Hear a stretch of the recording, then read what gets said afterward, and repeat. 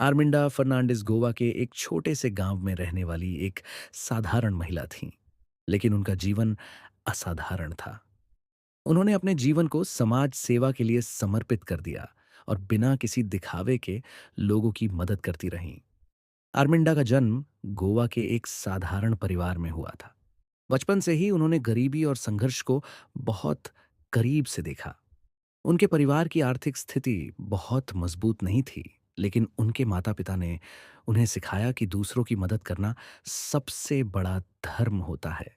जब आर्मिंडा बड़ी हुई, तो उन्होंने महसूस किया कि उनके आसपास कई लोग ऐसे हैं जो अकेले हैं, बूढ़े हैं या जिनके पास खाने-पीने की भी सही व्यवस्था नहीं है। उन्होंने ठान लिया कि वह अपने जीवन को ऐसे लोगों की सेवा में लगा देंगी। उन्होंने अपने घर से ही एक छोटी सी पहल शुरू की। वह रोज खाना बनाती और जरूरतमंद लोगों तक पहुंचाती। धीरे धीरे उनका यह काम बढ़ता गया।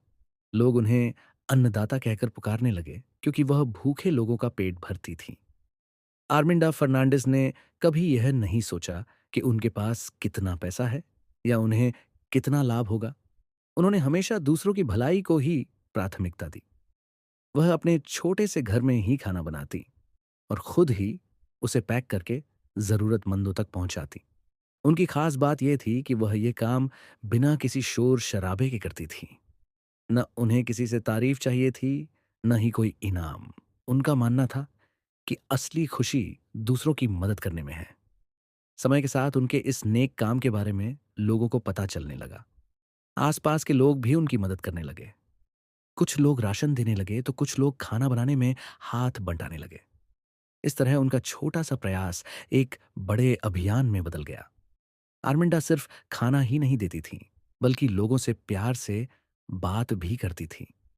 वह बुजुर्गों के पास बैठती, उनकी बातें सुनती और उन्हें अकेलापन महसूस नहीं होने देती थी।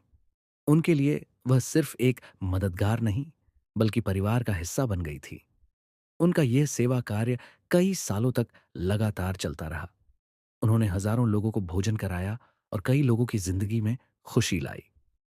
उन्होंने यह साबित कर दिया कि अगर दिल में सेवा की भावना हो, तो छोटा सा काम भी बहुत बड़ा बन सकता है। उनकी इस निस्वार्थ सेवा को देखकर सरकार ने भी उन्हें सम्मानित करने का निर्णय लिया। वर्ष 2024 में उन्हें भारत के प्रतिष्ठित सम्मान पद्मश्री से नवाजा गया। यह सम्मान उनके वर्षों की मेहनत और समाज सेवा का प्रतीक था। जब उन्हें पद्मश्री पुरस्कार मिला, तो पूरे देश में उनकी चर्चा होने लगी। लोग उनके काम से प्रेरित होने लगे। लेकिन आर्मिंडा ने हमेशा की तरह विनम्रता बनाए रखी।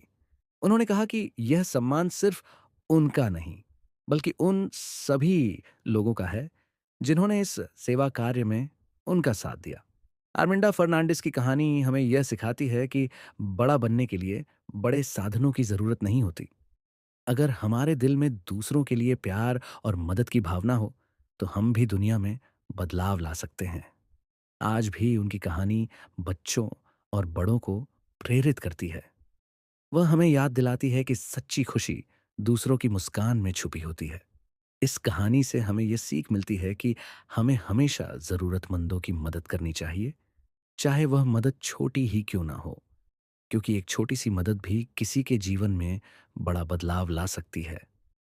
आर्मिंडा फर्नांडिस सच में एक प्रेरणा है, जिन्होंने अपने जीवन से यह साबित कर दिया कि इंसानियत सबसे बड़ा धर्म है।